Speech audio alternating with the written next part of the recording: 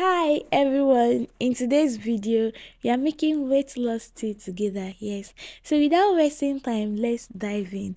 And our ingredient for today's weight loss tea is 1 lemon and ginger. You see this ginger right now, I'm not going to use everything at the time. Yes, I divided my ginger into three, then use one part of it and keep the rest. Yes, so guys, what you are going to do is to scrape off the skin of your ginger, then rinse your ginger.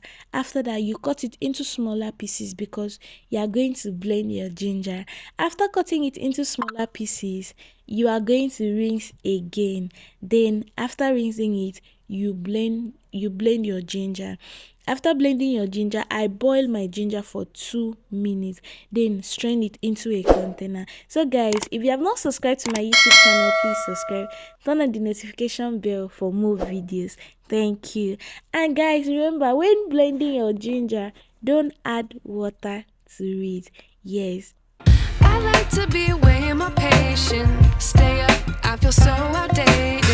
How can we look the other way? Sun is out, but the sky is gray. What would happen if I took a chance? It's always hard at first glance. I don't wanna, but I know I gotta do it. The truth is hard to swallow, I think I'll chew it.